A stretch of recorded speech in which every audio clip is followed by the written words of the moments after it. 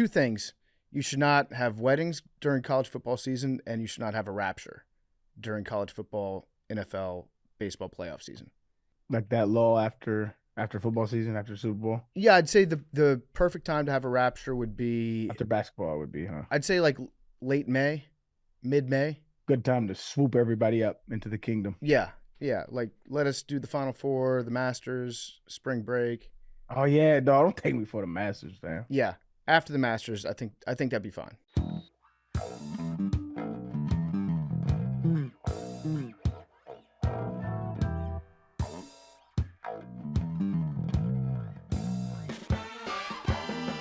Welcome back to Nanodosing. It's Tuesday. It's September 23rd.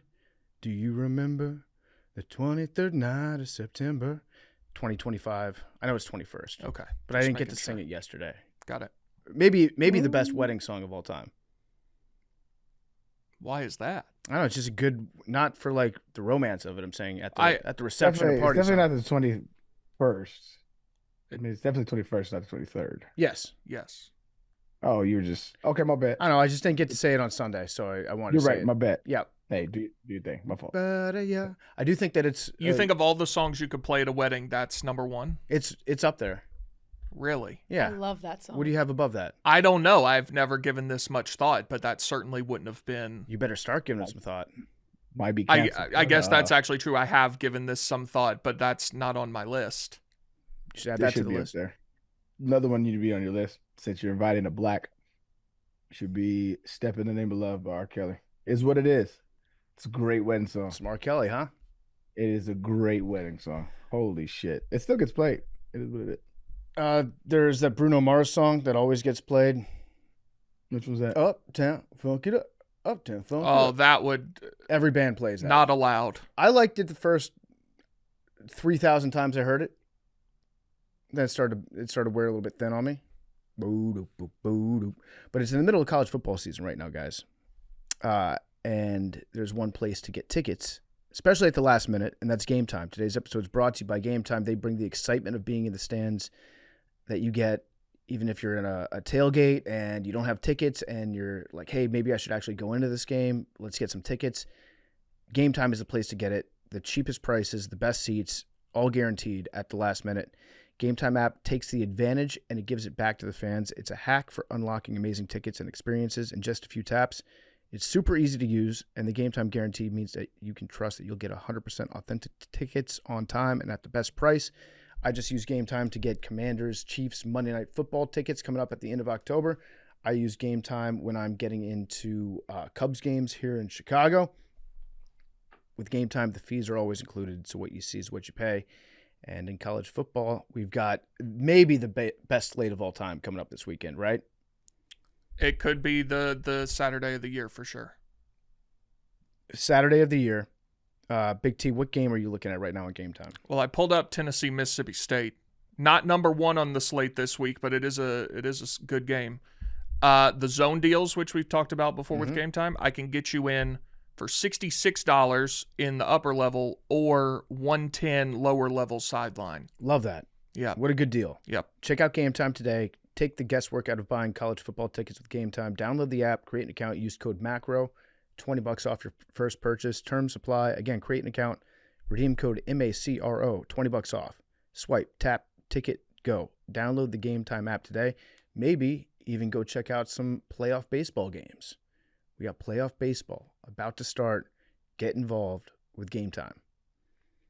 All right, we're back on Nanodosing. It is Tuesday. It is September 23rd. And we got a lot to talk about today coming out of the weekend. Arian, how you doing? Well, I feel good, man. I feel great. My Brewers clinched the division, so that's a great thing. How do you feel about the Brewers' postseason chances, knowing that it might not even happen at all because the Rapture is scheduled to arrive today on Tuesday? You know, that could be it could be a thing because the moment I get into baseball, my team does well, and here comes the Rapture. That's kind of bullshit when you think about it. But we're just gonna pray that doesn't happen. That'd be ironic. Yeah. Can you just hold off till after the World Series? God should understand. Should, if he's a sports ball fan. Yeah, like if you're a Colts fan right now, this is the absolute worst time for the Rapture to happen. Your team's 3-0 for the first time since you made it to the Super Bowl. There's better times. Two things: you should not have weddings during college football season, and you should not have a rapture during college football, NFL, baseball playoff season. Like that lull after football season, after Super Bowl. Yeah, I'd say the perfect time to have a rapture would be after basketball would be, huh? I'd say like late May, mid-May.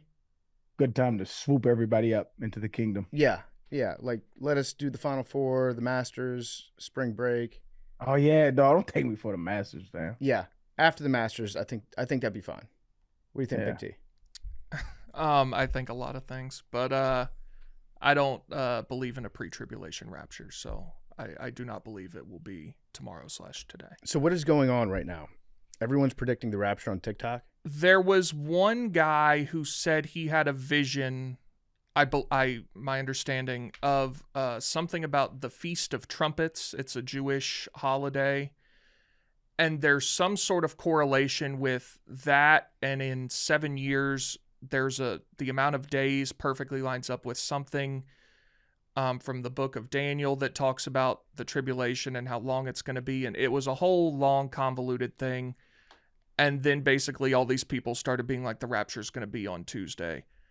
If it is, great. I'm not convinced of that, but I guess we will see by the time. Well, also, I've seen Tuesday and Wednesday. Where? What time zone?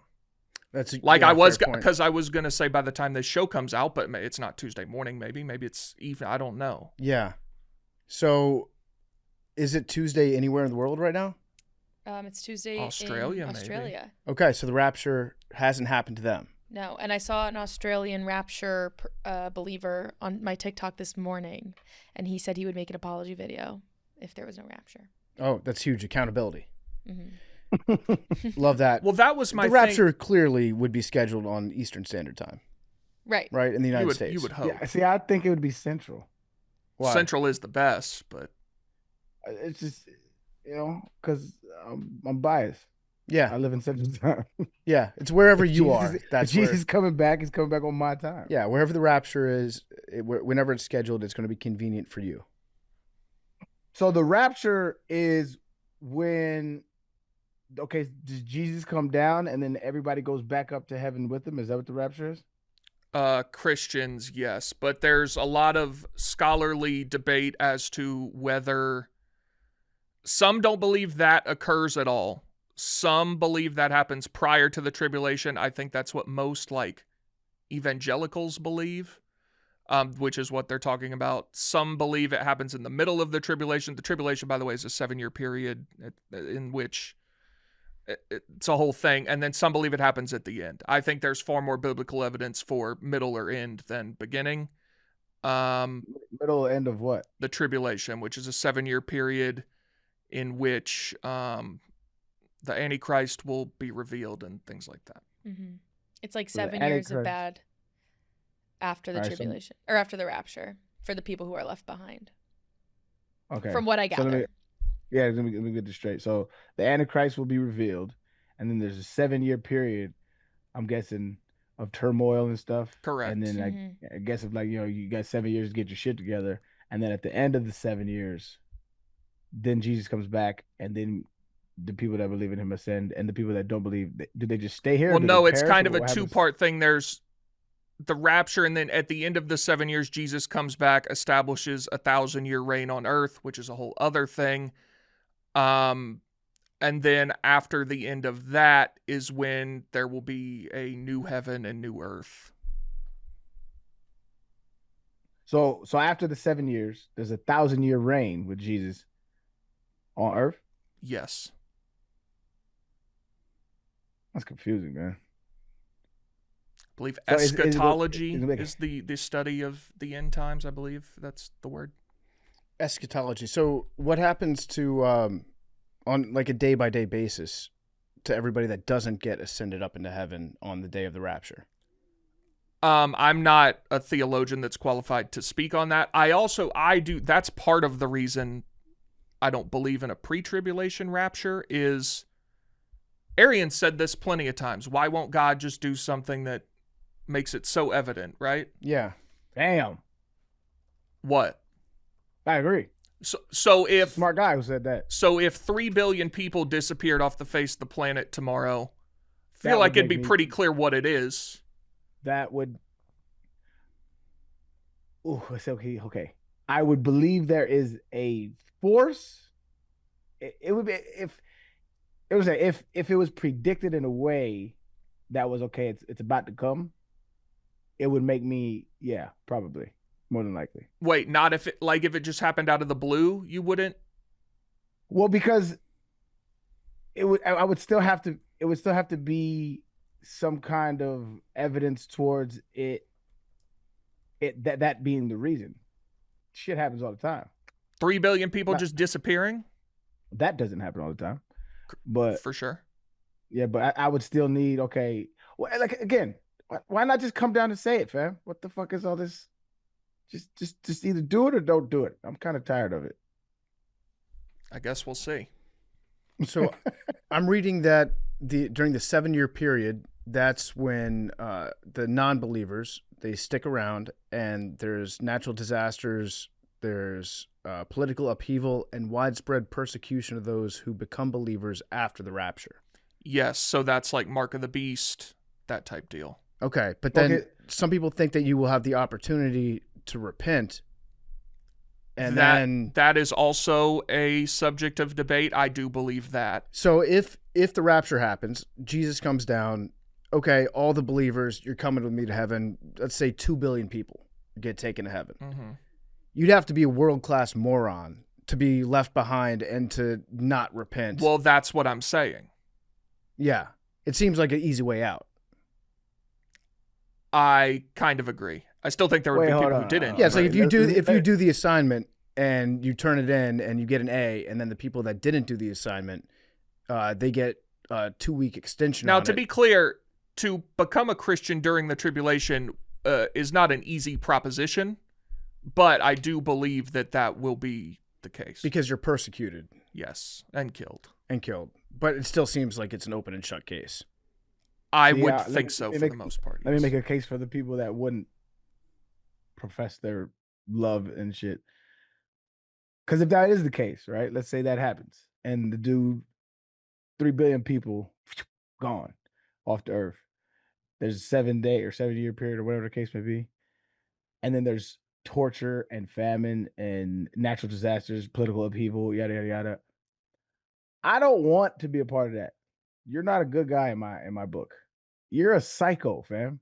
Like, you're insane. If that's your version of love, and fuck that, count me out. I'm out. I don't want to be a part of it. So at that point, you're letting your own pride get in the way of eternal salvation. No, I'm taking a moral stance. If you're willing to murder people because they don't love you or they didn't love you with Mhm. no evidence, like, you're a psycho, fam. So there was one guy that started this theory online, right? I saw it all go back to this one guy. I forget his name. Everyone who's ever lived on planet Earth has thought to themselves, oh, the world is going to end during my lifetime because I'm special. That's Yeah. why you get Oh, people that are constantly predicting the end of the world, whether it was like 2012 was a big year for that. Mm-hmm. That was- The Mayan calendar, wasn't that one? yeah. The year 2000 was a huge year for that too. Good, bad movie, 2012. I don't know that I saw it. Really? Was that Apocalyptico or whatever? The Seen Mel that Gibson? No, the movie is called 2012. I don't think I saw it. Who was in that? It's like a bunch of actors that you wouldn't know their names, but you'd be like, I've seen that guy. Hang on. I'll watch it as soon as you Oh. watch either Ocean's 11 or Training Day. Excuse me for besmirching the name of John Cusack, who is the main character Okay. in that movie. Woody Harrelson. There's more guys in this than I thought. Danny Glover. Like Oliver Platt. This is a guy whose name you would never know, but you've been like, I've seen that Yeah. guy. It's a good cast. Woody Harrelson is the GOAT, bro. I'm going to have to check that out. this is a Chiwetel guy- Ejiofor, also one of those Yeah. guys. Love his acting. Yeah, I'm all in on this. But yeah, it's a bad movie Yeah, I'm objectively, gonna but watch it's this. good. Oh, we have some breaking news, some breaking sports news right now. What's that? Bruce Pearl is retiring. So I had heard that this morning. Crazy. Is he running for Congress? Is he going to Senate. be I think, Senate? yeah, I think he's running for Tommy Tuberville's Senate seat. So every person that occupies that seat in perpetuity is going to be a former head coach at Auburn University. Seems so. Of something. Now, here's my thing. If you're an Auburn fan, Bruce Pearl has elevated your program to one of the best in the country. You've been to a couple Final Fours. Yeah. Now he leaves in September. Are you Yeah. voting for that guy? Yeah, that's weird. If he in April said, hey guys, this has been the joy of my life being able to coach here. I love this university. I do think I want to. Now, had Tuberville announced he was stepping down maybe by then? Or Tuberville, he doesn't have any whatever more. the case Yeah. may be. If he did at the end of a season, it was like, this has been incredible, but I want to try this next challenge. I think people would be like, wow, thank you, coach. Go do your thing. Mm-hmm. When you step down in September, season starts in 6 weeks. Yeah. And his son is going to take over. Yeah. Stephen Pearl. Steven. Don't know much about Stephen Pearl. He's been with him for a long time. Well, obviously he's his son coaching with him for a long time. It's very strange timing. I agree with you. Tommy Tuberville, yeah, he'd be out to dinner with a recruit, and then he'd get up to use the bathroom, and then he'd be behind a podium being like, I'm running for office. They're going to have to take me out of here in a pine wood box, I believe he said. Yeah. Days before he departed. It's very funny. So he might win. Bruce Pearl might win that seat. Yeah, I mean, if Tommy Tuberville won it. Yeah. And he doesn't win a lot of stuff. True. Yeah, Bruce Pearl probably running for Senate, I guess. That's my initial reaction when I saw it. Yeah, that's the plan. Okay. All right. There you go, Bruce. I didn't know that was happening like today. I got some wind of that this morning. So Auburn, this is a bummer for Auburn fans because they've been really good at basketball recently, and he didn't really show any signs of stopping. Tennessee legend, Bruce Pearl. Yeah. Arian, I was watching football yesterday, not to brag, but I had an idea for a rule change. You tell me what you think about it. Big T, Go ahead. I want to hear your idea too. I think that every pass that's thrown behind the line of scrimmage should count as a fumble if it hits the ground. No, bad take. So if it lands at your running back's feet in the backfield, free ball. Hang on, forward passes? Yeah, forward passes. So if the quarterback scrambles 20 yards backwards, is trying to get away from a defender, running back to the line of scrimmage, he throws it, and like you just said, it lands at his feet. 20-yard forward pass. In that case where the quarterback sprinted backwards 20 yards and then threw a ball that didn't make it to the line of scrimmage, yes. That's a fumble. That would be a fumble, but that would be an outlier. So if I intercept the ball as a defender and I start running backwards and throw it forward, is that a fumble? No, that's an illegal forward pass. I'm trying to establish the rules and the logic of what you're trying to ask here. So now if I'm a quarterback, I run back 20 yards, throw it forward, and it's a fumble. Can I advance that fumble? Yes. Except on fourth down. You're just making shit up. No, isn't that there's the you can't advance a fumble rule that's already in place on fourth downs. I thought in the NFL you couldn't, period. Yeah, you can't advance a fumble. You can't intentionally fumble forward. Yes, you can't do that. But you said you can't advance a fumble? I thought in the NFL that was the rule. No, you can. I've never heard that rule. Can't advance a fumble. I might be wrong. I don't know. Or are you saying that you can't get a fumble and return it for a touchdown? No, the offense. No, that's not true. Yeah, the offense, they can. Yes. But you're distracting from the very good and correct rule change that I proposed. What prompted this? Did one of your teams do it or something? I was just watching Sunday Night Football last night, and there were a couple passes that were thrown in the backfield. And, they teach the defense anyways, like if there's a ball that's close to being a lateral, just treat it like it's a fumble, run up to it, grab it, try to return it. Mm-hmm. I just think that it would create more chaos and more cool plays. But there's just no logic to it. I think that there's logic to it. What is it? Just that if you throw the ball short behind the line of scrimmage, you better make sure that your guy catches it. That's the logic? Yeah. Now, if it's thrown to a running back, hits him off the hands, and bounces forward past the line of scrimmage, and then hits the ground past the line of scrimmage, that's a normal forward pass, not a fumble. I'm only comfortable telling you this because I care about you. Mm-hmm. This is the dumbest idea I've ever heard. Why?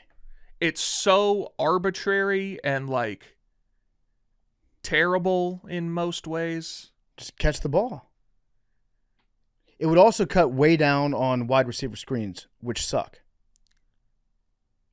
Wide receiver Why? screens? Yeah, they suck. They never work. They're boring. I think a well-executed screen is one of the most appealing plays to watch in football. They're never well executed. And it'd be a very high-risk, low-reward play if that rule was in place.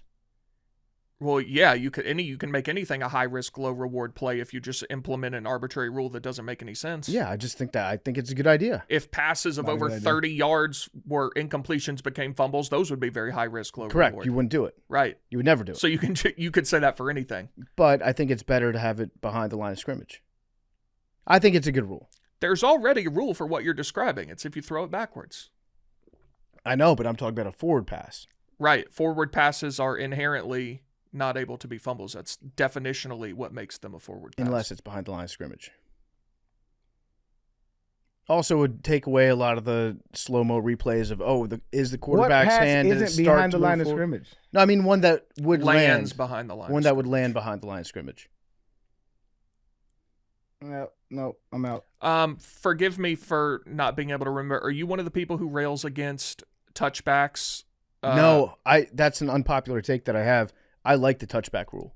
Okay, because I was going to say those two things are incompatible. Yeah, I like the touchback rule because What's the like if you fumble forward, if you're at like the 1 yard line, the ball goes through the end zone and it goes out of bounds through the end zone. That is a turnover and it becomes the defensive team's ball.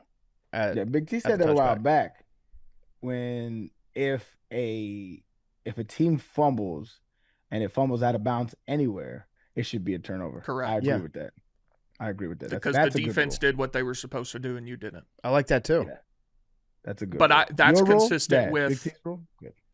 Like when people complain about touchbacks being turnovers, all fumbles out of bounds should be turnovers. Yeah, I Be agree. consistent. When was the last time that the NFL made a rule change that benefited the defense?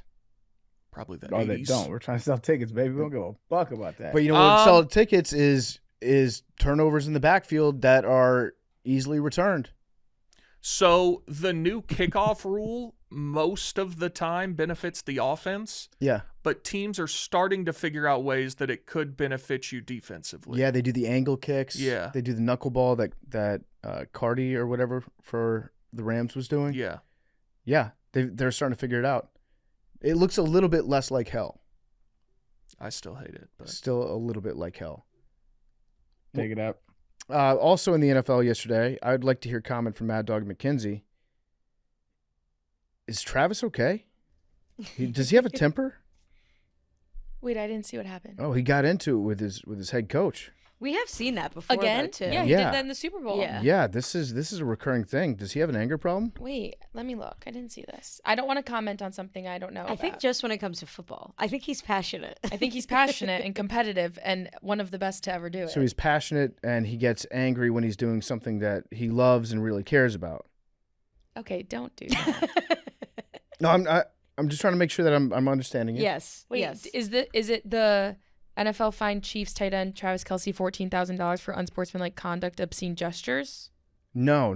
This is He did the big. No, ball he was thing. just like having a heated discussion with. yes. Andy? It was similar to the other one. Just, I think the other one was more Fiery? yelling. Yes, this one was like relatively. It was a heated discussion. In Wait, this let's- case, it looks like Andy Okay. Andy kind of bumped him a little bit. threw his body into him because he knew that Travis might try to do that same move against him. which I kind of love. from No, Andy. I think this is way less crazy than the Super Bowl one. Why is that? I didn't see it. Let me see it. Andy, I think, had the same level of heat or a similar level. They just seem to be impassioned. And I think also, if you're the Chiefs, you're probably pretty much pissed at all times right now because you're 0-2. And at this moment in time, I'm seeing it's 5 minutes left in the second quarter, and they're only up 6-0 against the New York Giants. Mm-hmm. So I think Yeah. it's more of a level of Maybe. frustration within the team I would like to think, I don't want to speak for Chiefs fans or Chiefs players, obviously. So when things are going bad during hard times, he gets a little emotional. But I it's think for better emotion or is worse. fine, for better or for worse. I think emotion is fine. I don't think if what you're insinuating I'm not is- insinuating anything. I think you're insinuating that he might be loud. I just want to see where you stood on this. I think that he is allowed to be passionate about his job, of which he gets paid millions of dollars to do, and be one of the best in the world at. I agree. That is my stance. Okay. He's not like slapping Andy. And also Slapping Andy other Reid people. is impassioned right back at him. Yep. Yeah, I think the Super Bowl one is worse because he like startled Andy Reid. Yeah. This one, he's like coming, like Andy knows what's going on. I don't want Taylor Swift to be with like a pussy. Okay. I don't think he's doing Good this to point. Taylor Swift. Well, that would be the Gaylor theory. Right. Oh, Yeah. Oh, Carly Claus. covering Yeah. up. Right. No, I agree. I mean, these arguments happen sometimes on the sidelines, and Andy seemed to be the one that was angrier than Travis in this situation. Right. And it says Yeah. here, Kelsey has just, at whatever point of the game Kelsey has just 2 catches for 4 yards as the Chiefs haven't scored a touchdown in the first half. Yeah, I think that it's an amalgamation of all of that rolling into one. Andy Reid's mad, he's mad, everyone's mad. Okay. And they're close. Like, I feel like they can have those conversations because he's played for him for so long. Mm-hmm. Mm-hmm. So he's like earned his right to sort of give it back to him a little bit. All right, so it's all good. I think we're all good. I think so. I mostly just like the Taylor Swift fans that are getting into football for the first time, and they They're see like, things like "Whoa." this, like, what's going on? Right. No, this is fine. Why are these two men yelling at each They're other? like, why did he hit an old man? Yeah. Yeah, why did he just chest bump an old man that was his boss? How does that work? Yeah. Does he get fired? Yeah. Yeah. No, I think he's No, fine. I think it's good. I do fear what Swifties would do. I don't think they've ever, if the Chiefs went 0-3, they'd be in a sort of panic we've never seen before. Yeah, Yeah. they've never experienced. They've never losing. experienced this. Yeah. All right, good to know. Yeah. Can we go back to something real Yep. quick? Because it's easy to forget now with Bruce Pearl. Derek Dooley is also running for Senate. Can you imagine if 2010 University of Tennessee, their football and basketball coaches were both future U.S. senators? That's crazy. If they wanted to get in government, they should be in the SEC. Yeah. Which one would you rather have as your senator? I probably neither. But if you had to pick, I don't think that coaches should become politicians. Derek Dooley is at least a lawyer. Okay, that's good. Bruce Pearl just has opinions. Yeah. That's his main He's qualification. a take guy. He's Yeah. been giving a lot of takes recently. Yes, he's a big opinions guy, which is, call me old-fashioned. I would like my politicians to be like experts in government. Mm-hmm. Well, like I said, And Derek Dooley went to and law policy. school before he became a bad football coach. I know it's boring to be like, hey, this guy he understands how to govern, and he has a clear, defined set of policies that he's made that will improve life for his constituents. So it sounds like you're picking Derek Dooley. Probably. Without knowing anything about him, probably, yeah. Okay. That's fair to say. I think Bruce Pearl's a hell of a basketball coach. What? So if he loses, Can he go back? I mean, yeah, but the problem is you lose in November of 26. The season's just starting. So Yeah. you've got to wait a whole nother year. But then, I mean, he's the number one coach on the market. I think you could look at firing your coach mid-season. You know who could be retiring about that time? Interesting. Are his initials RB? Yes. You get him to you get him to stick around maybe one more year Yeah. after this. Say, Coach, listen, give us one more, and then we go get the big fella. And then the University of Tennessee starts spending money, like Haslam starts spending money funding Bruce Pearl's opponent.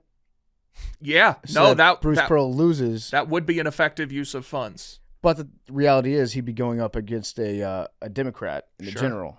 And so he's not going to lose that in Alabama. Didn't there was a Democrat in Alabama a few years ago who got really close? Doug Jones, was that his name? Was that when he was running against the guy that was banned from the mall? I do not know. Remember I that believe guy? his name was Doug Jones. There's a guy who got banned from the mall because he was hitting on like teenagers too much. Yeah, 2017 special Senate election in Alabama. Oh, forgive me. Doug Jones won.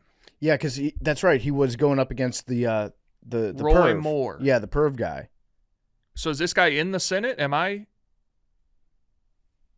Oh, he was only in office from 18 to 21, but he Yeah. was a senator. And then Tuberville took over, right? Got it. Yeah. Yeah. So Tuberville, did he beat the Democrat? I would assume so. Let me check real quick.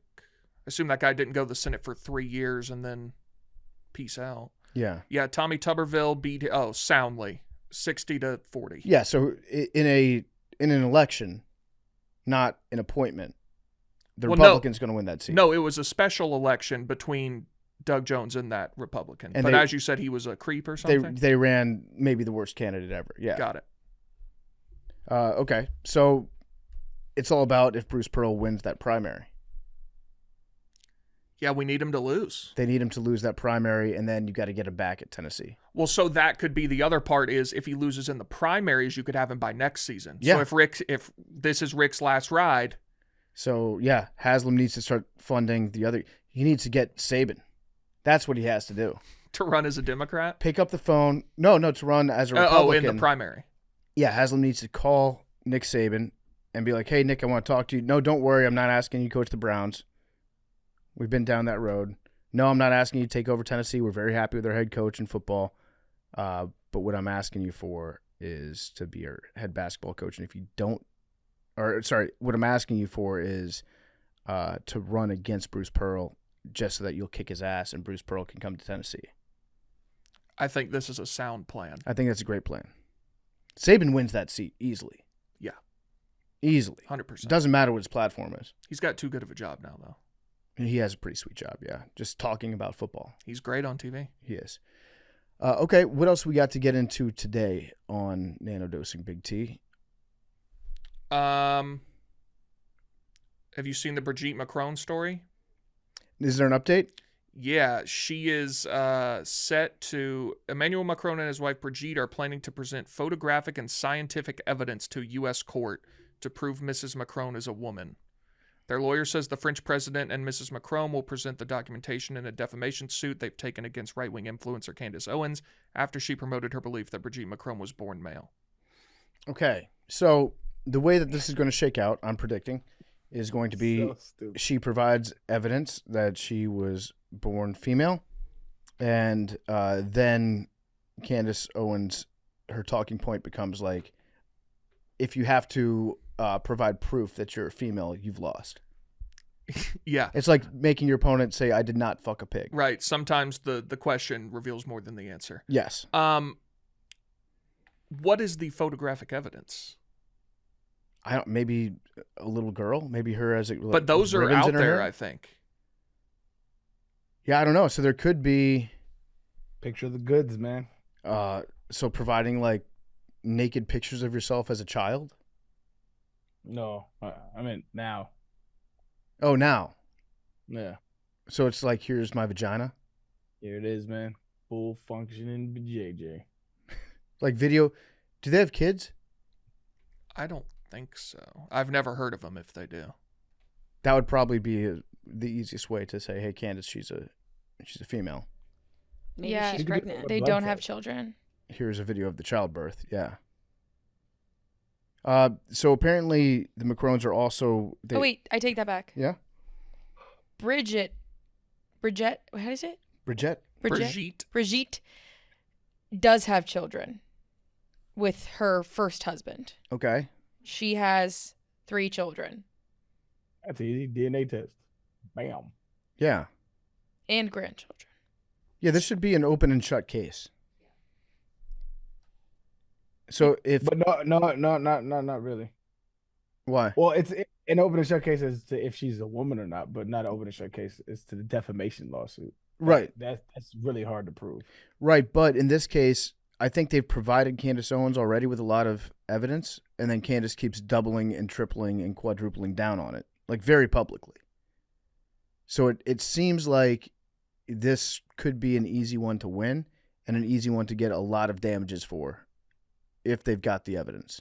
Yeah, I think it would just depend on the jury because you have to prove that she willingly did it and knew that she wasn't a woman.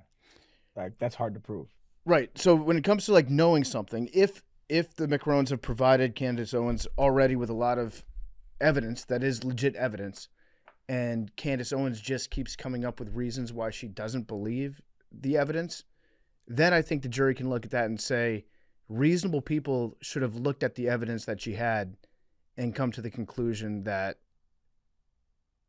she was indeed a female, but she chose to willfully ignore that evidence in pursuit of her original take. And I don't think that you can do that if you're Candace Owens. I'm not a lawyer, but I think that's how the defamation laws go. Yeah, I mean it would just be contingent on the jury and their transvestigation biases. Yeah. Like, if you're Candace Owens, are you like nervous about that? I wish she was doing like fundraisers and shit because it's getting expensive. I would Like- imagine. Like, what happens? How much money is she getting sued for? I mean, it could be a lot. She could go bankrupt, and Yeah. yeah. I think she like genuinely believes it though. So I don't think Oh, she's she like 100% believes she's it. like I don't think she's worried because she's like it'll never happen. It's like the I'm Rapture right. people. Yeah. They're like, Yes, I'm not happening. worried. Like, I'm Yeah. so convinced. I saw a couple people on TikTok making videos of them like selling all their things. I believe they were genuine. I've been seeing I saw one right before we started recording of a woman who got fired from her job, and she felt like a level because of this. She felt like a level of peace. And she's like, well, I don't need a job. I'm going to be raptured. Facts. I also saw another woman who was sobbing, crying. And she said, she started the video saying, I am an easily persuadable person. And then said, I'm an easily persuadable person. And I've been seeing a lot about the rapture on TikTok, and was like, how are all of you okay with the rapture happening, like, and leaving your children and like not being with your children? Like, I don't want this to be the last couple days I spend with my babies. And someone was like, wait, do you not think if you think you're getting raptured, why aren't your kids coming too? Yeah. I saw one woman who was giving tips on like your travel. Oh, the rapture trip tip. Yes. Don't look down. Yeah. She's my favorite. Now that would fuck with you, PFT. Mm-hmm. Yeah. Mm. Oh, That'd be bad. Does Jesus take that into consideration? People afraid of heights? I think he takes away your fear. I think his love is powerful enough to the point where even if you were terrified of being 3,000 feet up in the air, you say, I feel comfortable now. I'm in good hands. Well, also, how long is it going to take? Jesus take the wings? Yeah. Is there a commute? There were people talking like it's a 20-minute deal. Will there be snacks? I don't know. What kind of snacks? What kind of snacks are permissible? So make sure to go to the bathroom late at night on Monday because you don't know when you're going to get a chance to do it again. The same lady who was saying don't look down also said, pray that you don't get caught on the bathroom or on the toilet. She also said I think it was her, get all new pairs of underwear, because she doesn't know if Jesus will bring all of us up to heaven with clothes on or not. And if Nudist colony he Jesus, misses okay? if he takes your clothes off, or like, Whoa. he strips you of your clothes, you don't want your underwear to be left and your underwear to be dirty. I like how in her vision, like Jesus is undressing her and personally inspecting her underwear. So here's my thing No, for it's these to people. everyone else. There's gotta Right? be robes up there. Like there was one woman who said God audibly told her like the rapture is September 23rd. Yeah. And if you believe that, like, okay, but then if that doesn't happen, like what happens to your faith? Like if I genuinely believed that God out loud told me that, and then nothing happens, I don't know what I would think. You'd have to twist yourself into a little logical pretzel and say, God must have told me that for a reason, to test me, to see what I would do if I heard him. Sure. And then I think I passed the test because I did my best right. to educate others and let them know. So now God is looking favorable at me. And the next time he tells me, he'll know that he can trust me and I'll do the right thing. Okay. That might be one of the ways that you get yourself out of it. I also have another question. And Big T, this may, because I'm Catholic, this may be more, maybe this is more of a Baptist thing. I don't know. I don't know what sect of Christianity is following this. What? It's not, the Rapture? Yeah. Most of them. It's not Catholics. I don't think it's like Catholics and Lutherans. I think it's like evangelical more so. But there's like a pretty clear Bible scripture where it's like, not even Jesus will know the day or the hour. Yes. So it's like the whole thing is like, not even like God is the only one that will know. Yes. Not even Jesus will know the day and the hour of which he comes back. So it's like, but someone tried know. to say that actually led to this date because the Feast of Trumpets is called the celebration no man knows the hour or something because it changes dates with like the moon cycle or something. Okay. I'm speaking very out of turn here. I don't know. well, it's the Feast of the Trumpets, the Jewish holiday is Rosh Hashanah, and I saw one of them say that Rosh Hashanah or the Feast of Trumpets is the only Jewish holiday that it goes along with the moon. Okay, yeah, so it changes. Yeah. Yeah, so they tried to say that that's what that means. I'm not convinced of these claims. I just have that Bible passage is so, like, I remember that from growing up. That Bible passage is so clearly like, you will not know. So I don't understand how we can like conspiracy theory the Bible into. Well, there are figuring out. others that say there will be signs. I don't think any of those signs have happened. So Now I also have. What are the signs? the coming of the Antichrist, some markers of the tribulation. I think the tribulation happens first, so I think you'll be pretty well aware. I also have a question, and this is not meant to be like this isn't a demeaning. Does this also have something to do with like is the Charlie Kirk thing involved in this at all? I'm sure there are people who probably made those parallels. I don't know. Yeah, you just take any current event and you tie it into whatever theory you're weaving. Because And you're like, hey, here's another data point. Here's another piece of evidence why this is. Because more people pay attention to it if you do that. I saw one person compare the Rapture, something about the apostles of Jesus and how Charlie Kirk being killed, he was a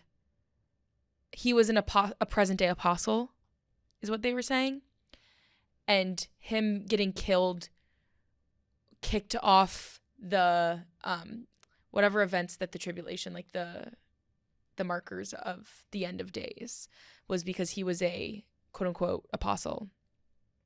And so him getting killed also is like a marker of that.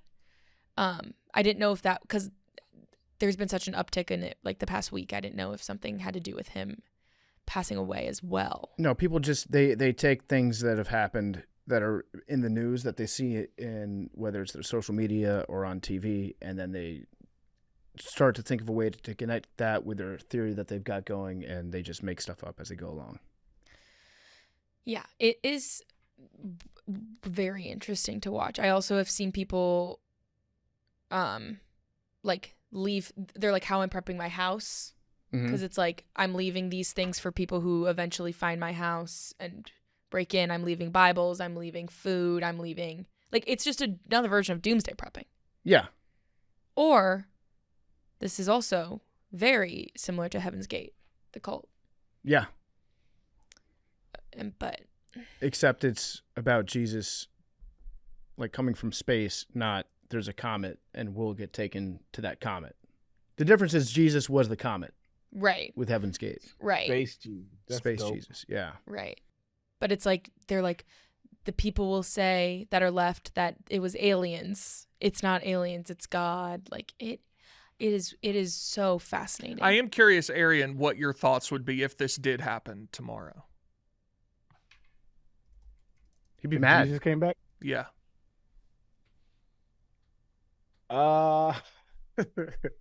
Is he talking to me or is he not talking to me? That depends. What do you mean? Does he speak to me or doesn't speak to me? Speak to you. Like if the rapture happens, a bunch of people are gone, and you're still here. What your thoughts are? Well, what would change in my life? Like as far as like. Well, I think that would be the kickoff to like a very bad period of history. But immediately, I guess nothing other than, okay, there's 3-4 billion fewer people, and Right, we so- kind of know what happened. All right, 3-4 billion people. We assume Jesus took them, and then now a bunch of natural disasters are gonna happen. Eventually, yeah. So what would I think? I would think, what a shitty thing to do. So I mean, there's nothing I can do. I can prep my kids for the natural disasters, I guess. Try to get to higher ground. Probably Denver. I think Denver would probably be a good place to go. But you would be like angry, it sounds like. At Jesus? Well, you said it's a shitty thing to do. That is a very shitty thing to do. You don't think that's a shitty thing to do? Which part?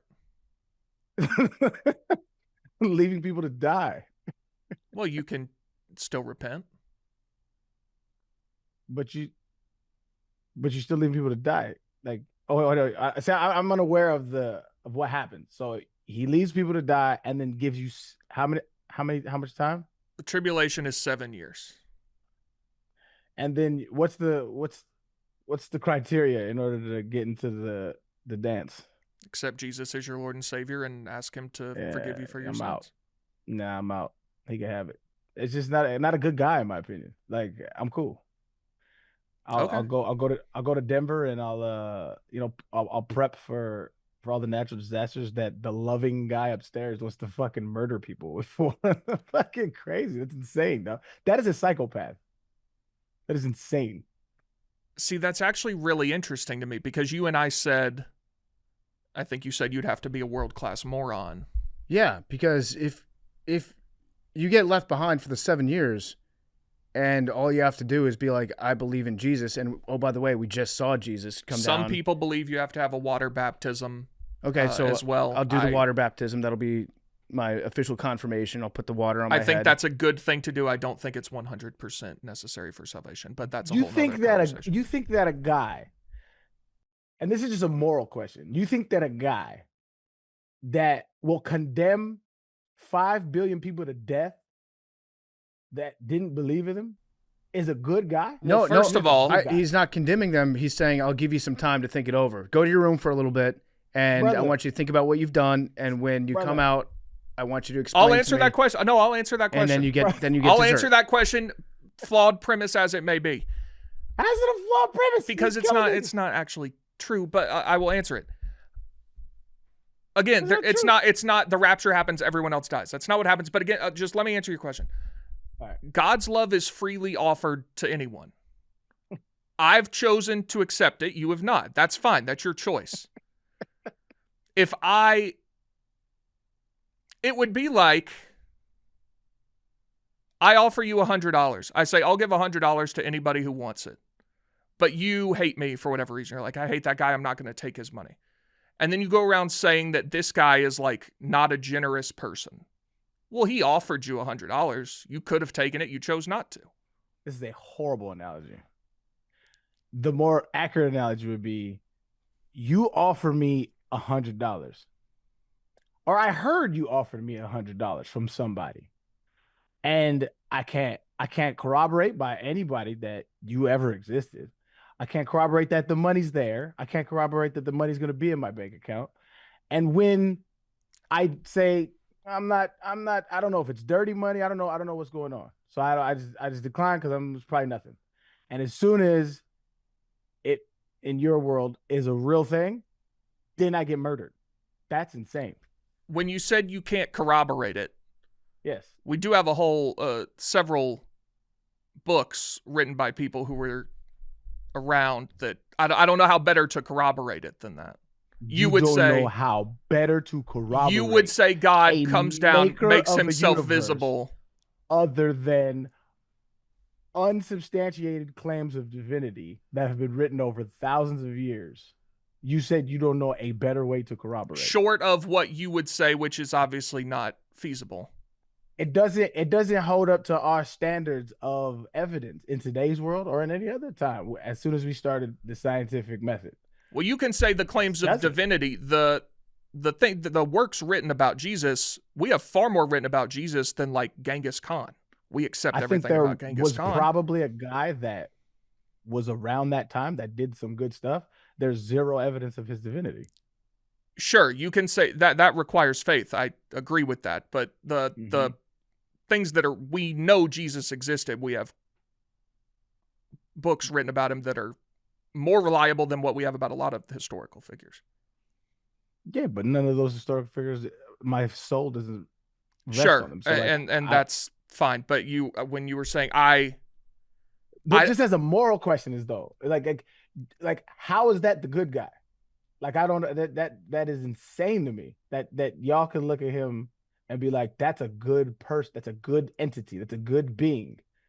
Like I feel the like passion and forgiveness that Christ speaks of in his words is gone when it comes to like me not believing in him. I feel like we've had this conversation before, but the best way I can say it is God cannot be present with sin. Everyone is a sinner. You can't earn your way to heaven. It is given to you if you choose to accept it. That is grace that is offered to you by God. If you don't accept it, then what is God to do? Don't murder people. What? You're saying murder people like he spent the whole First Testament wiping people out. The old one, yes. It's murder. Drown babies. I thought you were talking specifically about the tribulation. Now, same thing. He gonna murder me if I don't believe him. Boy's I don't know how he gonna do it. Is he gonna flood me? Is he gonna fire me? What's he gonna do? I don't know. To me, that's not a good guy.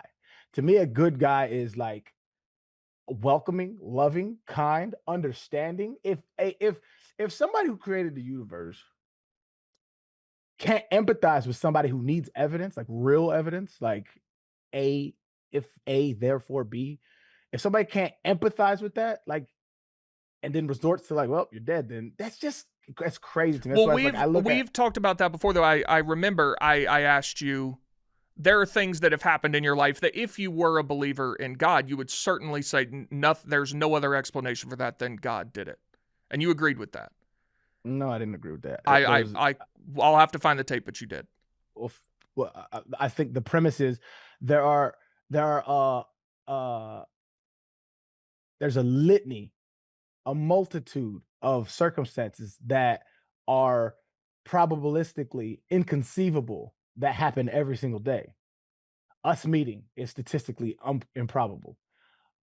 Like that is not a miracle by God. That just happens. Shit happens. I think things happen, and you attributing it to a God is fine. It's your choice or whatever. But my notion is the morality of it. I think religious people suspend their morality when it comes to their faith. Like your societal morality goes out the window because of the deity that you believe in. I don't like you would think it'd be bad if somebody murdered anybody in any circumstance, in majority of circumstances, it's bad to kill people. Yes, but I don't agree with your premise that like the tribulation is God murdering people. If we don't go, are we going to die? Well, you're going to die at some point regardless. If we don't go, are we going to die because of this event?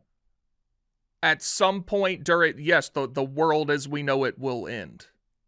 But you're attributing that to God, whereas it's going to be humans who make all the decisions that lead to that.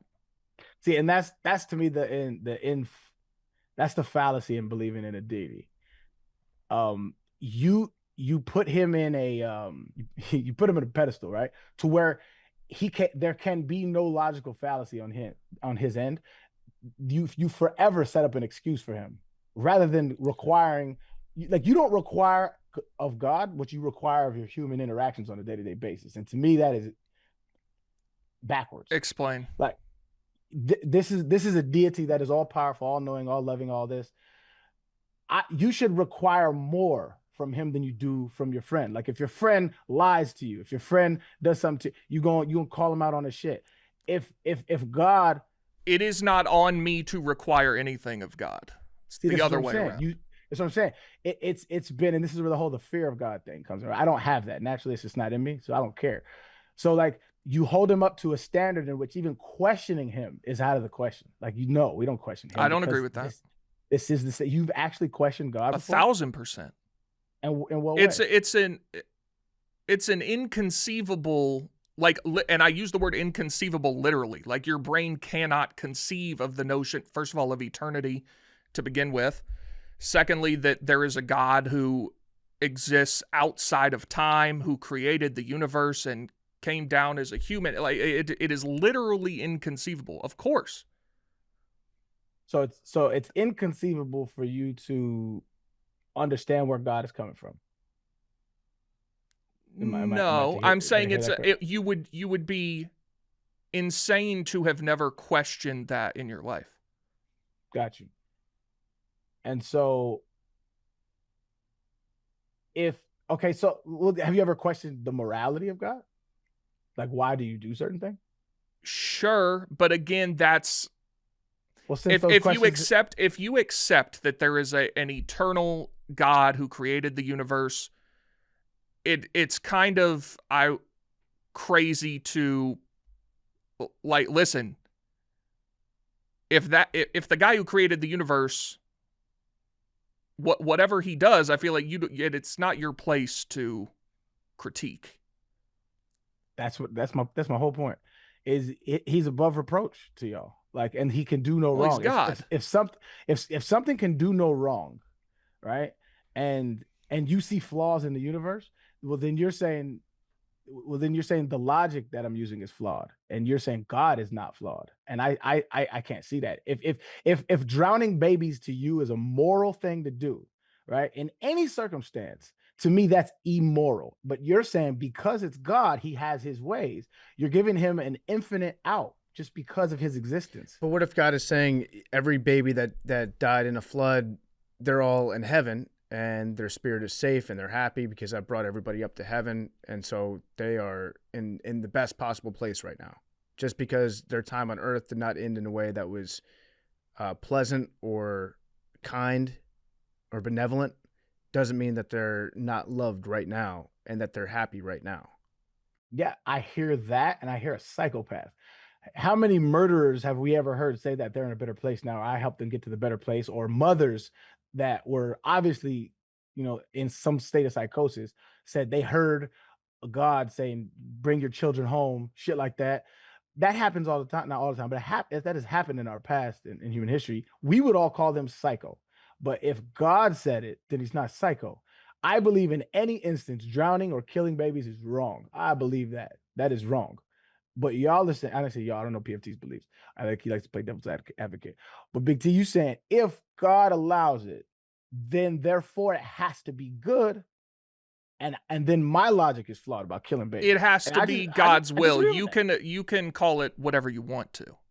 Sure. And this is why I said I think religious people suspend their rationality, and I think they suspend their morality when it comes to their belief system. But I think you would also agree, this all just comes back to the most basic premise of do you believe in God or not? I think you would agree if you believe in God. I would love to. No, but well, just let me finish. I think you would agree logically, if you believe in God, then anything after that is, I'm trying to figure out how to word this.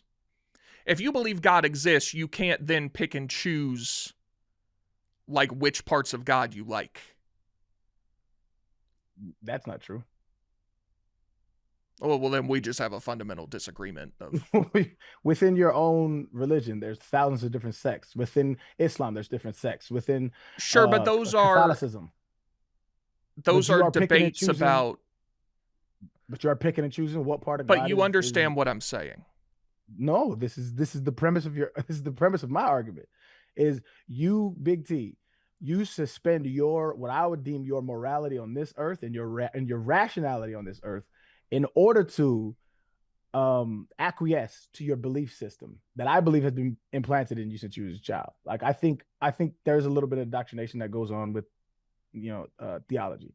I will tell you just on that point, I did not go to church for a very long time, did not open the Bible for a very long time, and have returned to it as an adult.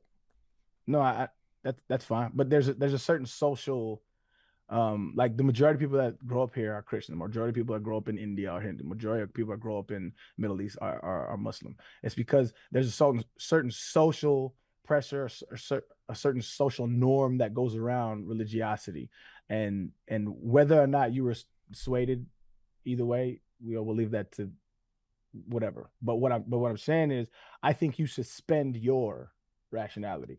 In any instance, you would always say, babies dying is a bad thing. In any instance, shit, y'all fight against abortion because of that same reason. But if God allows it, then it's okay. And then that's where you lose it. You're applying a human That's all I have. state.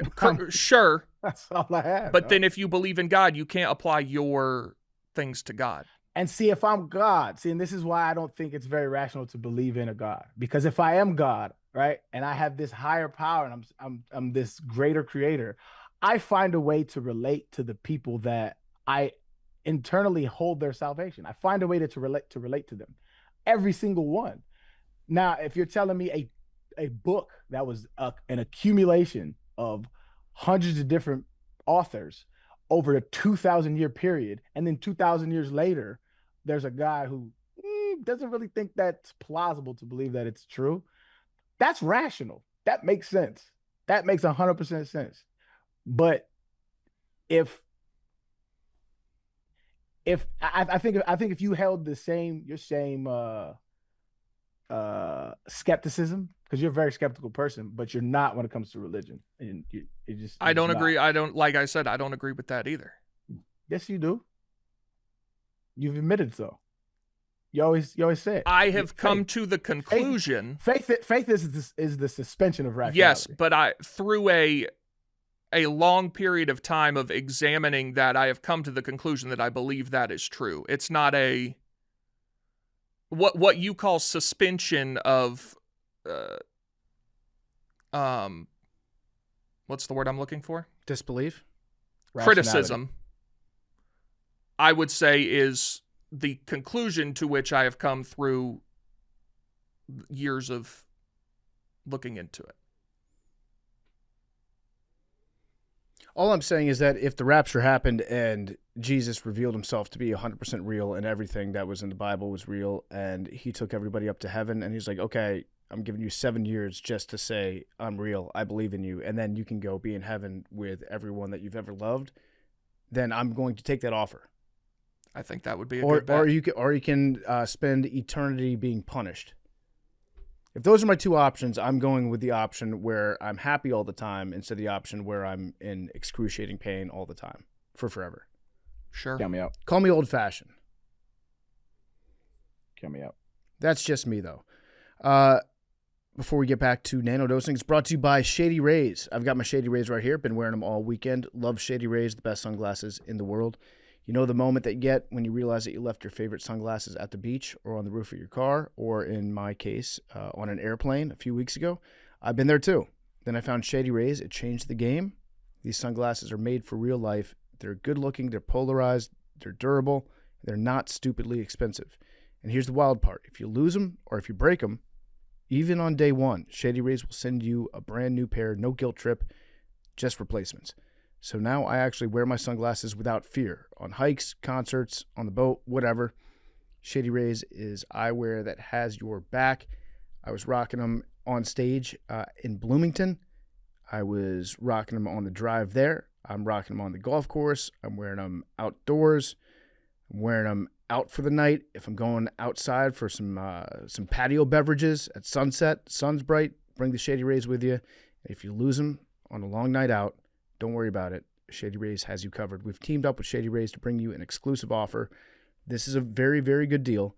ShadyRays.com. and use code MACRO, you get 35% off polarized sunglasses. Try for yourself the shades rated 5 stars by over 300,000 people. 5 stars by over 300,000 people. Great deal. Use promo code MACRO.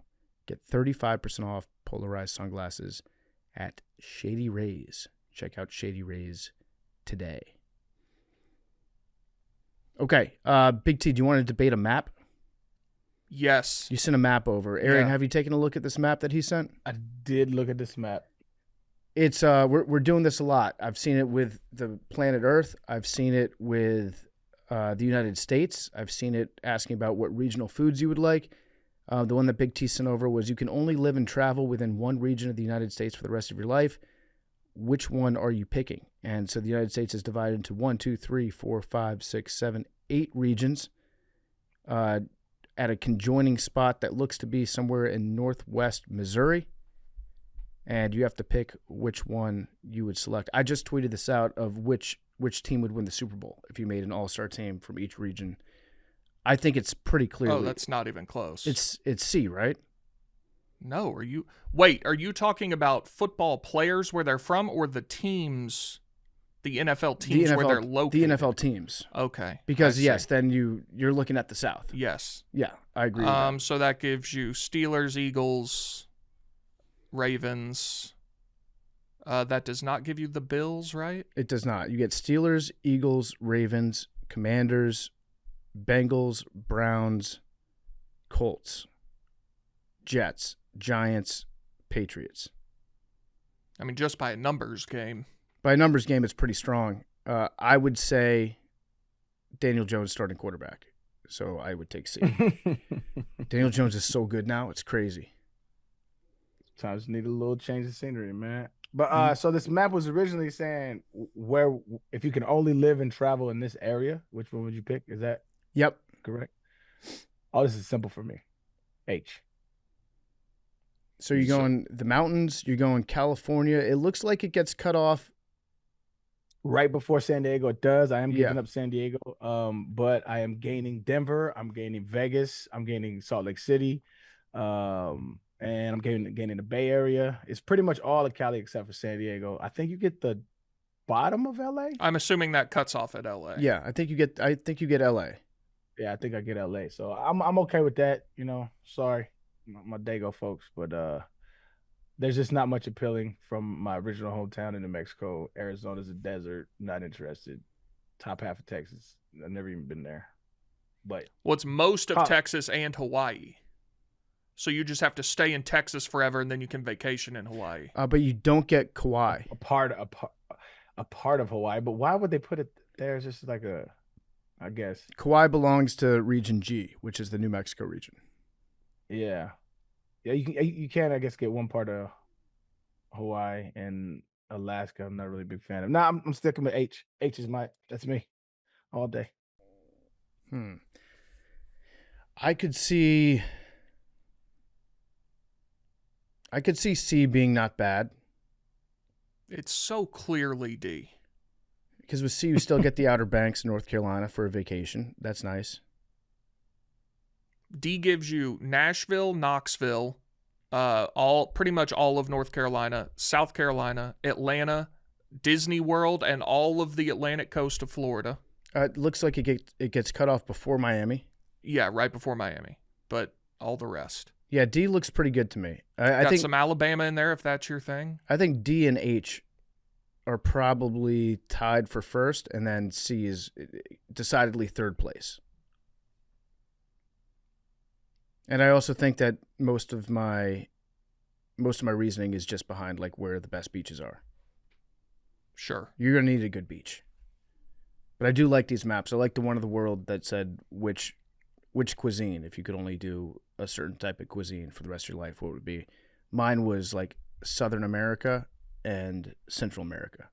Send that one. So you get Southern food and you get Mexican food. I'll just look it up. Yeah. I feel like you got to go Italy. Italy would be good, but they got pizza in the United States too. Sure, but do you get to count that? I mean, if it's just what's located in that area, I'm sure there's Mexican restaurants in Italy. Like, Yo, where's that? I can't find that one. This same guy that did the map also released today, are there more Lego pieces or coins in the United States? Lego pieces. Oh, see, I think it's easily coins. I think it's Lego pieces. Coins are. If you search cuisine map on X.com, the everything app, and scroll down a little bit, you'll see it. I feel like you low key getting kickback for that shit. I'm not. I wish. So if we're taking Southern United States and Central America and South America, you also get Morocco, and you also get Portugal and the southern tip of Spain, which is great. That's a huge, huge come up for that region. So you get your paella, you get your shakshuka, and then you get everything in the United States, Central America, and Northern South America, and Caribbean. Great deal. I gotta go. Where is it? I don't know if it's C or D. Did they cut Japan in half? Japan has been cut in half, yeah. Okay, I'm gonna go D because that's in the more like western part where like Kyoto is. So I'm gonna go D. They also cut Sicily off of Italy. Yeah, D's not bad because you get Japanese food, Chinese food, Indian food. Yeah, and kangaroos. Who is picking H? H is the northern U.S., Canada, and like a little bit of Spain. It looks like you get some of the south of France in that. So you get Spanish, French. You get, I guess, Chicago-style food, poutine, which is huge. Moose. You get salmon, king crab. Okay. I'm just going to eat ramen for the rest of my life. So it looks like you get New York, too. Yeah, I don't hate yours. It's either G or C. C is you get Italy, some more of Europe, and then China, basically. I'm D all day. Oh, you get Middle Eastern food, too. Yep. Some Mediterranean. You get Greek food. Yeah, Greek. Yeah, it's a good region. What do they eat in Australia? What is like a lot of Vegemite. You get the Vegemite. You get I don't know. They eat like American stuff down there. Meat pies. They love meat pies down there.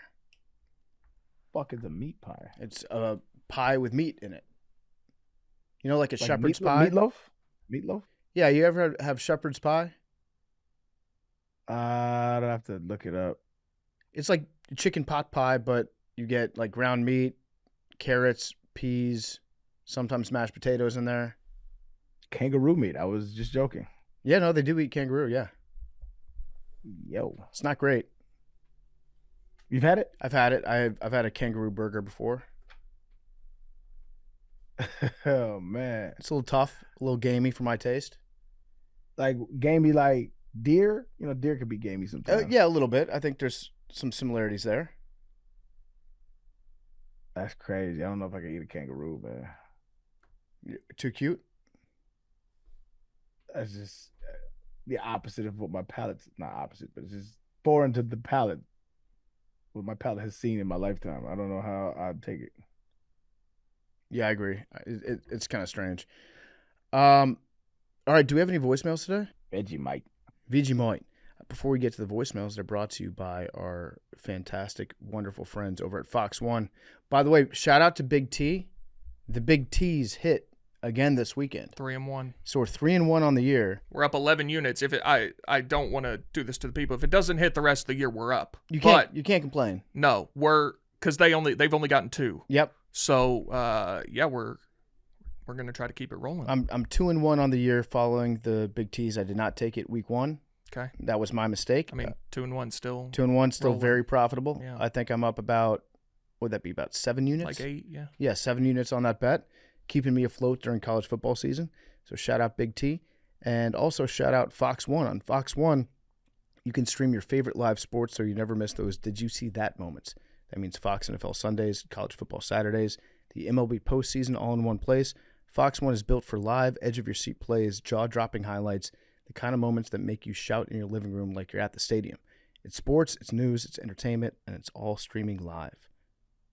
It's sports the way it was meant to be watched. It's also the best way to stay locked in on your action, whether you're sweating, If it's your fantasy matchup, or if you're tracking a parlay that you're sweating out, or if you're just riding the chaos live as it happens, start your 7-day free trial today. Other offers are subject to change. Go to Fox One for complete terms and conditions. Also, Big T, you will be announcing your Big T's on Wake Up Barstool on Thursday morning. So if you want to get in on that action, they'll probably change a lot of those lines. Yeah, you got to get in a lot quick. of those odds. Big T's a line mover. So tune in on that. All right, let's do some voicemails. Hi guys, Chris here in North Carolina.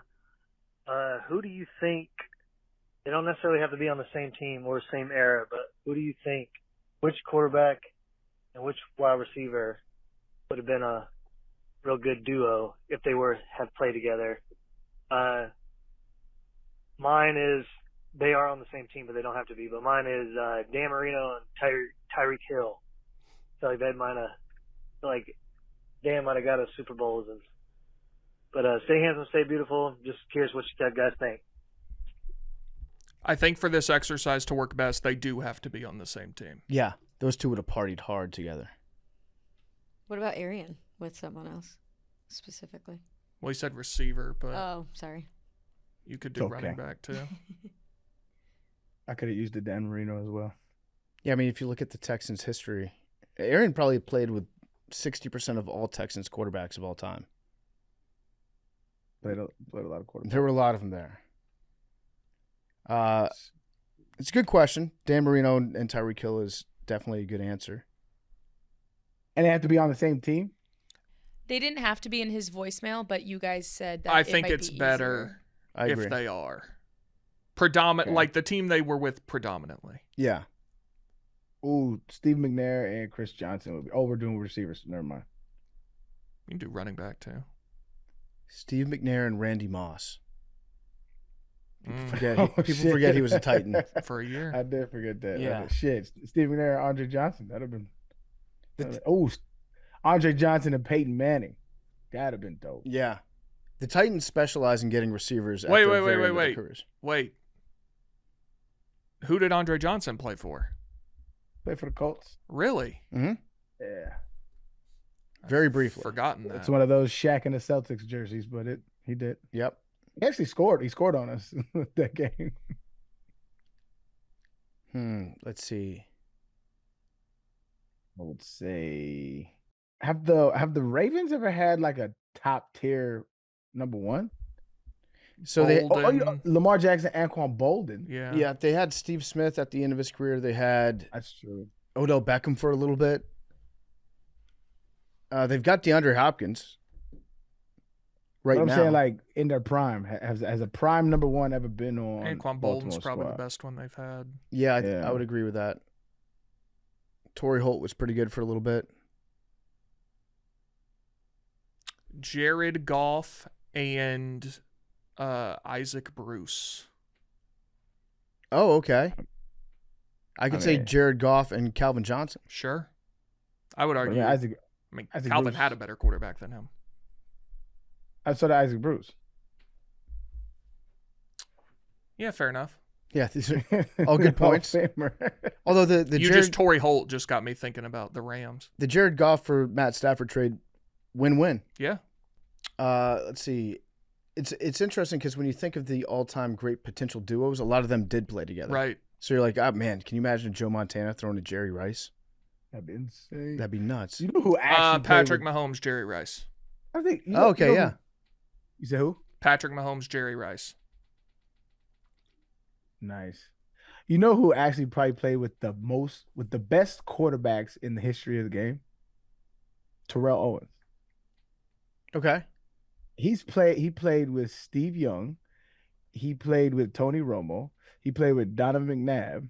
Like, dog, you had great quarterbacks throwing to you. Hey, please delete that because Jerry Rice didn't play for the Chiefs. There's a quarterback who played for the Chiefs. Who am I thinking of? Elvis Gerback, Joe Montana. Montana played for the And Chiefs. Elvis Joe Gerback, Montana yeah. did, yeah. See, But when you said Montana and Rice, yeah, that's my mistake. So it was That'd have been good. Patrick Mahomes and Tony Gonzalez. That'd have been dope. Yeah. Yep, that'd be good. So Rice ended up. He went to Seattle and Denver and Oakland, the Raiders. Seattle and Oakland. Was he not on? I think he was on Denver for. No. Are you sure? Nope. Yep. I'm looking Yeah. at it. He played until 2004. Brother, I think he had 1,000 yards at like 40. Yeah, 2002. He was 40 years old at 1,200 yards. Yeah, bro, that's just crazy. Jerry Rice did play for the Denver Broncos. Take that back, Big T. I'm looking at his. He was on the What year? Broncos at the end of his career. He didn't play a game then. On May 25th, Rice signed a 1-year contract with the Denver Broncos.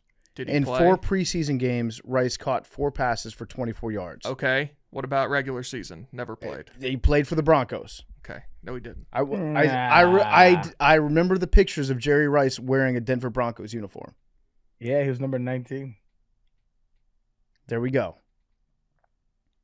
Arian played college football at the same time that Jerry Rice still played in the NFL. Yeah, it's nuts. Yeah. Tim Tebow and Shannon Sharp. No.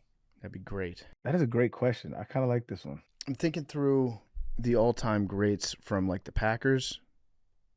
It's hard to do with the Packers too because all their receivers had good quarterbacks. Yeah. Well, they've only had, 3 quarterbacks in fucking 60 years? Yeah.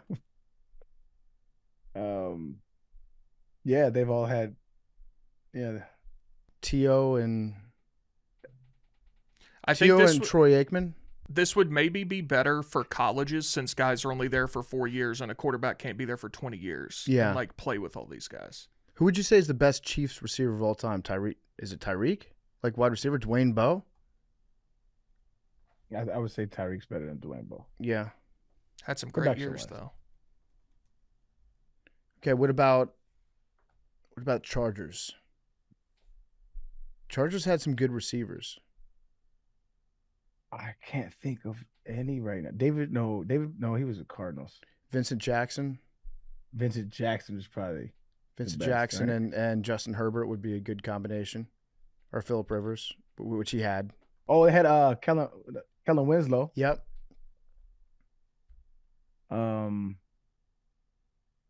Antonio Gates, and he played with Phillip Rivers though. Antonio Gates and Dan Fouts. Yeah. You could do with the Raiders. You could do Rich Gannon, Devontae Adams. I would say Tim Brown's the best receiver of all time for the Raiders. Yeah, I think so. Devontae was really, really talented, I think but he is. but I he think kind of he checked out after a little bit on the Raiders, as one does. Yeah. Fred Biletnikoff and Rich Gannon. Throwback. Oh, I got a good one. Josh Gordon, Jameis Winston Sure. for the Browns. How sick would that be? Crazy. Just go deep all the time to Josh. Just throw it up there. Who was the quarterback when Josh Gordon was there? I mean, take your pick. Yeah, there was probably 6 or 7. Brady Quinn, Brandon Whedon. I think Brady Quinn is the one I remember. I mean, have there's that jersey. probably 5.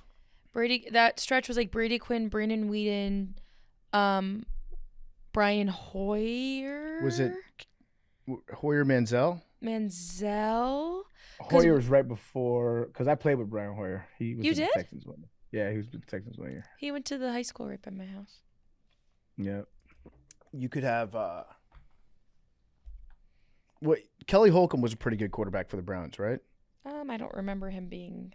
I thought he was Braylon okay. Edwards, Mm-hmm. he was nice. He had a good Matter of fact, season. he might be the best receiver in Browns history. Tyrod Taylor, also was a Browns quarterback with Gordon. Jason Campbell.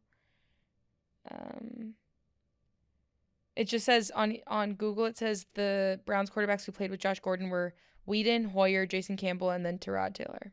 Jason Campbell. I'm going to be honest, I do not remember Jason Campbell. I would love to see Jaden and Santana Moss. That'd be a good combination.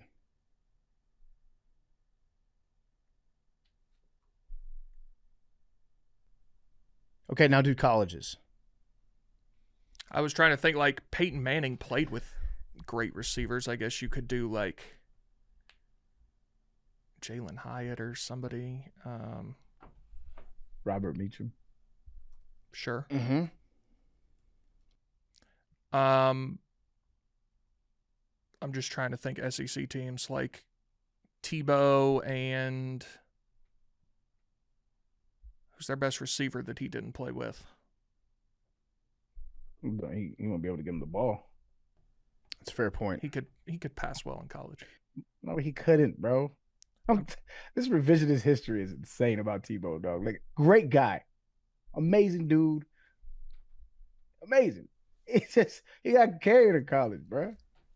USC, you could do some good ones. Carson Palmer and remember how dominant Big Mike Williams was? Bro, oh my God, I loved watching him play, dog. I loved watching him play. He was so good in college. Amon-Ra. Yeah, that'd be good. Yeah, I think Carson Palmer, the best USC quarterback of all time. Leinart, probably. I think Leinart was more prolific. Also, I think Carson Palmer might have played with Mike Williams for one season. Maybe. Nah, no, he didn't. Not in 2002? No, I think their first year was 2003, if I'm not mistaken, because that was Reggie Bush came 2004, so I think he came with Reggie Bush. Hang on, this is very easy. Patrick Mahomes, Michael Crabtree. Yep. That's the one. Good one. That's a good one. That's Crabtree in 2007 was just out of this world. Yep. Good choice. Who's the best Oklahoma receiver of all time? They've had a lot of guys recently. CD, Sterling Shepard, Hollywood Brown. I just looked They've up. got to have a guy. I just looked up best Oklahoma wide receiver of all time. One of the first answers from Google is Busta Rhymes. I don't think that's naturally. accurate. Oh, Ryan Naturally. Broyles. Ryan Broyles was good. Malcolm Kelly was good in college. Jared Goff, Tony Gonzalez. Yeah. I think it's almost easier to do with running backs. Running backs and who? Like Quarterback? Yeah, running back, quarterback. Carson Palmer, OJ. Tebow Emmitt Smith. Who's stopping that? Tebow Emmitt Smith? Yeah. Peyton Manning Arian. That'd be fun. That'd have been fun. Yeah. All right, good question. Next voicemail. Yeah, we could do that shit for 3 hours. I know. Yeah. Just naming dudes. What up, Macro? This is Carson from Toledo. I had a question for Big T, PFT, and Arian. So, Big T, I just moved from Toledo down to Charlotte. And I was wondering, since you lived in the South and went up north, what was the biggest difference you saw in houses? One of my coworkers asked me this question. I think the first thing that came to mind was a front porch. In the north, you don't see a lot of big front porches and window shutters. But obviously, I just moved down here, so I'm curious of your perspective. PFT, me and my girlfriend just bought a used cat that we found out is purebred Russian blue. Oh. Which I guess is a $3,000 cat, and we got it for $180. So my question to you is, what's the most expensive used dog you sold when you sold used dogs? And then for Arian, I've played golf most of my life, so I was wondering for you, moving down south, I started playing on more Bermuda grass. I was wondering what grass you prefer to play on, Bermuda or bent grass. I think I like Bermuda more for the greens, but I think I prefer bent grass in the fairways. But yeah, I've been listening since the first episode. Love you guys. Love what you do. See ya. Thanks. Okay, interesting. All right, let's talk about houses. I think there's a very easy, clear difference. What was his question with the houses? Biggest thing you notice difference in houses around the country. You're probably a better person to answer this than I am because I haven't bought a house. I would say when I go in the suburbs around here, everything is like a very, like the subdivisions, the houses are right next to each other. Yeah. Like, which you do see in the South, but I have yet to see neighborhoods where like places have big yards and Yeah, stuff. you usually have some elbow room Sure. if you're in the South. Porches is a good one. People don't really hang out on Yeah. porches that much in the North, mostly because of the weather. But basements. Basements. Nobody had a basement in Texas because I guess either the water table was too high or there would just be like rock that you couldn't dig into underneath the ground. Floods, bro. Floods a lot here. Yeah, floods a lot too. So you go up north, everybody has basements. Basements are the best. I love basements. I did not have a basement growing up, but all my friends that had basements, that's where you hung out. Yeah. And it's like you get a little bit of privacy. Sometimes the parents can't hear you when you're down there. You can be loud. You can stay up late. Basements are perfect for the TV room. You want a big ass TV. Guess what? Maybe the woman of the house thinks, hey, that's a little bit tacky to have a giant TV in the living room. You got the basement, huge TV. And you want it to be finished, but not all the way finished. You like having a little bit of junk down in the basement? You want to still be able to tell it's a basement. You like know what I'm seeing saying? the gray drywall with the white. Yes, Paint on you it. want to have couches in there, and obviously, and like maybe a nice setup, a garage fridge as well, Yeah. basement garage fridge. But you want to be able to still tell it's a basement. It retains its character. Do you like the concrete floors? Yeah, fine enough. Concrete floor in a basement? A little bit, yeah, like not super classy. Yeah, That's where dudes hang out, and we burp and we stink down there. We can't have a carpet that just absorbs our odor. But yeah, basements rock. what was your question? It was, what's the most expensive used dog you ever sold? Uh, Or like, yeah, used dog. The Russian Blue, by the way, you almost have to flip that cat. Yeah, yeah. You buy that. That's a distressed asset right there. You buy the cat for $150, flip it for $2,000. Now you got a little business going. The most expensive used dog I sold. There were a couple that I suspected of being pure breed dogs. There were a few Australian cattle dogs that were very, very smart that already clearly knew tricks and like how to herd. I imagine that useful dogs like that, if you found the right buyer, like a farmer, that could make you some money right there. I also think greyhounds. I got a couple greyhounds adopted, and they were very fast dogs. Some of them were former racing dogs. So I guess my guess is that they're probably worth more because then you can breed more racing dogs if you want to with them.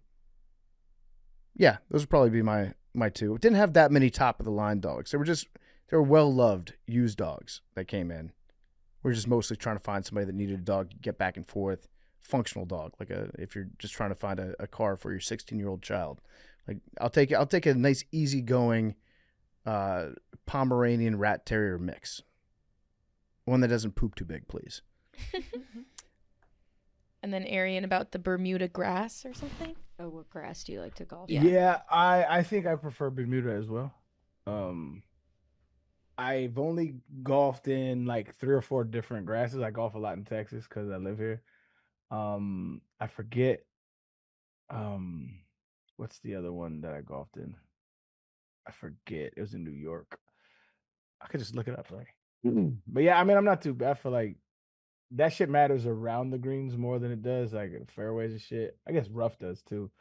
But yeah, I mean, I'm good at golf, but I ain't like the best, so it's like I'm not finna spin my wedges dependent on the grass, dog. You know, it is what it is. So what's the difference between Bermuda and bent grass? I've never played bent grass. I don't know enough about grass to be honest. Let me see. Because I played in. Oh shit! I guess I did. I played at Winged Foot, and I was trying to say I was in New York, and they said the grass at Winged Foot is a blend of Poa Anua and bent grass, and I liked that grass, so I guess I have played at bent grass. Yeah, I don't know, man. There's how many different type of grasses are there that you use a golf course? Like I think those are the know. two big ones. That's like the one like when that starts mattering in your game, that's when I feel like you've arrived as a golfer. But as of right now, that shit don't matter to me. Trying to make good contact, solid swings. Mm-hmm. That's all. All right. Good questions. Hey, this is Phil from Northeast Indiana. Should I have to wear pants in my backyard? I wear boxers. I'm out in my grilling area where none of my direct neighbors, without doing a little bit of exercise, can see me grilling in my boxers. Should I have to put pants on even though I live in a cul-de-sac? Talk to you later. This is a fair question. I don't think you should have to. In your own backyard, what's the privacy situation? How high are the fences?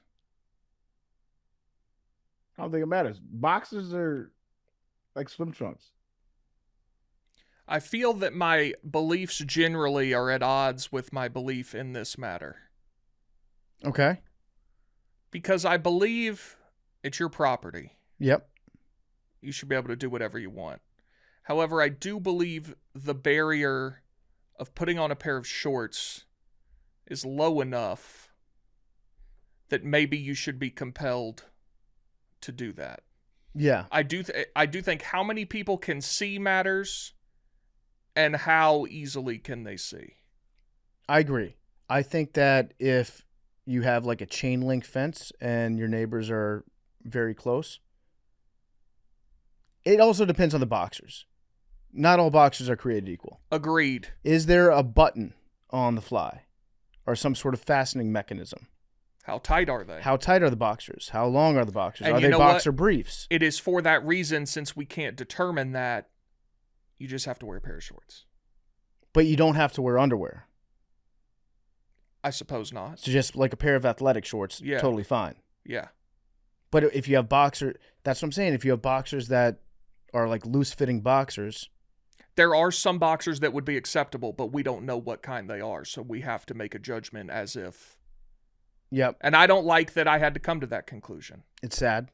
It's sad. Like when I have a roof that some of my neighbors can see onto from their roofs.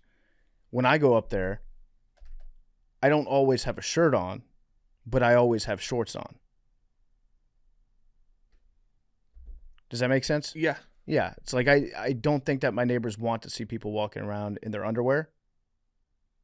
I wouldn't want to see that.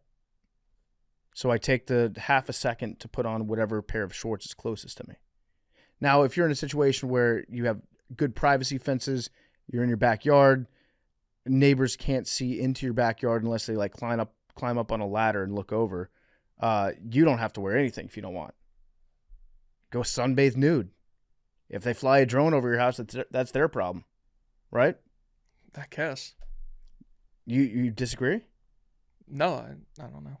If no one can see into your backyard, then yeah, you can do whatever you want back there. Sure.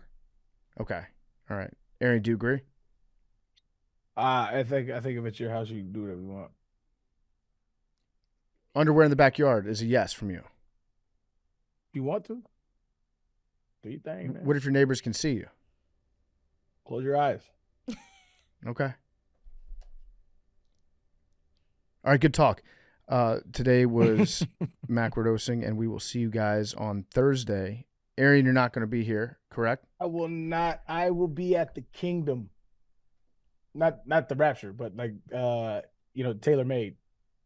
Oh, nice. Yeah, so I'm going to get fitted like at the place.